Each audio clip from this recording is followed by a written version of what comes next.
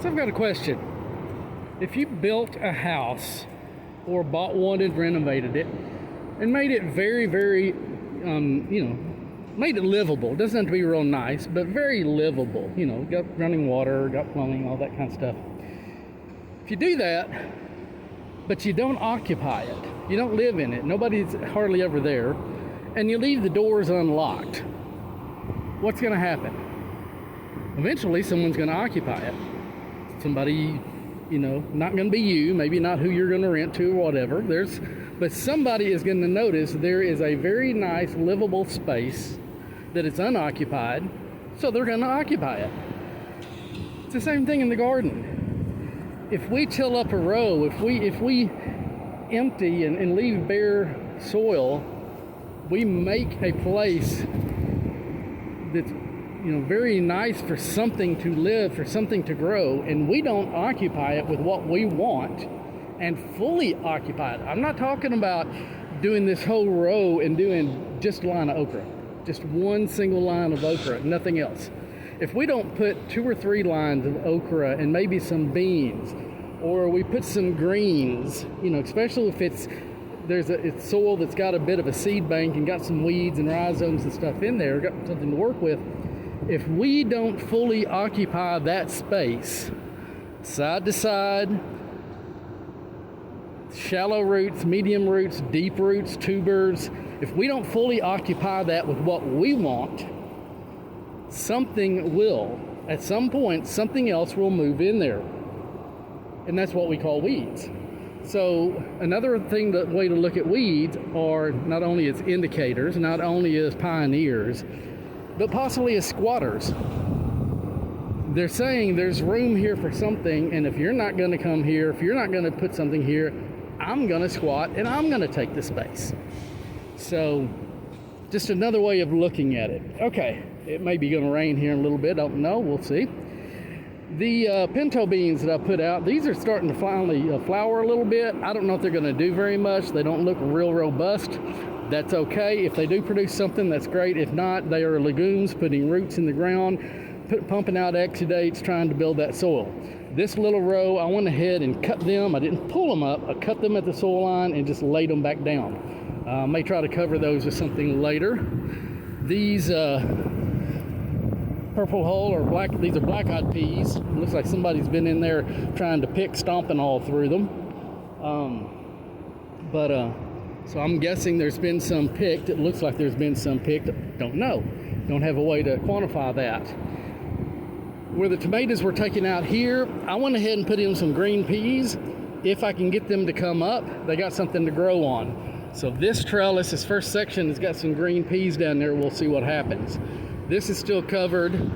These collards, these are Georgia collards. Actually, I don't know if they're Georgia or not, but some kind of collards. They're coming up. There is some nutsedge and stuff in here. This okra is growing. It's actually producing some pods.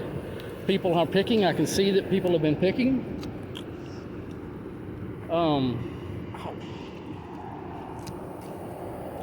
I keep trying to get something in this row. And these are the rows I didn't stomp on to get seed to soil contact. But this was radishes. There's 3 or 4. There's a few in there, not many. They're not doing much. So I went ahead and put some broad beans, some fava beans in here. They're a cold weather bean. This may be too early. You can plant them in the fall and they'll overwinter and then come out in the spring. I'm going to plant some now, and I'm going to plant some probably in about a month and maybe in 2 months and just kind of see what works best. They may come up, winter may kill them because it may get too big. They may come up, we may have a mild winter. They may produce before the end of the year. I don't know. But absolute worst case scenario, again, they're legumes, they're a big bean, roots in the soil, pumping out exudates, building that soil. I put more green peas here all the way around. And I'm not going to trellis these. Again, if there's time for them to produce, they will produce whether they're trellised or not. They'll just be harder to pick. And I've got 3 rows, and I did walk on those to get good seed to soil contact. They're another legume. They're going to have roots in the ground. They're going to pump out exudates. They're going to build soil. This thick, if they come up and do halfway decent, they're going to be a ground cover And if they happen to produce something, that's a bonus. So I'm trying to do about 3 or 4 different things. That's another permaculture thing. You don't do something that only gives you one benefit. You look for multiple benefits. These mustard greens are doing good. They're getting big. Again, at this size, they're good for salads, as they are. We'll see how big they get, but a nice thick stand over most of it. I don't see any of the zucchini trying to come up here. I flipped the compost pile again, added all the tomatoes that had been pulled out and cut up. They're down in the middle, and about a 5-gallon bucket of straw and chicken litter from my coop is spread out in there, watered in good. So that's been done. Turnips, that one little spot's doing good, the rest of it's not. I didn't stomp on those to get seed to soil contact, so that may be the problem there. Swiss chard got weeded real good today. Again, same thing, I didn't stomp on them real good, didn't get good seed to soil contact, so we're not getting a whole lot of a stand. I may in the next week or 2 replant this as well. These are collards. I thinned out the put a lot of the grass and stuff out. They're starting to come up better. It's not as great a stand, but they are starting to come up. This is that other red collard that I did walk on. It's doing better. I think when I raked it, I raked a lot of the seeds to the center. That's why it's not spread out as good, but it is coming up, getting a much, much better stand. This is a stand as thick as it can be. So for a normal crop, this is way too thick, but cover crop, and we'll see how it does. Also, mustards sometimes can be used to get rid of nematodes. If I remember right, one of the best ways to use mustard for that is you grow it up, then you shred it, chop it down, shred it, and immediately cover it, and it basically puts off a gas that can get rid of, I'm thinking nematodes, but I can't remember if it's nematodes or just other weeds. But it has some effects on the soil and the life in the soil for that. Nothing's been planted in this one yet. I'm leaving the cloth down until we get time. I didn't bring my tiller out today, my little mini tiller.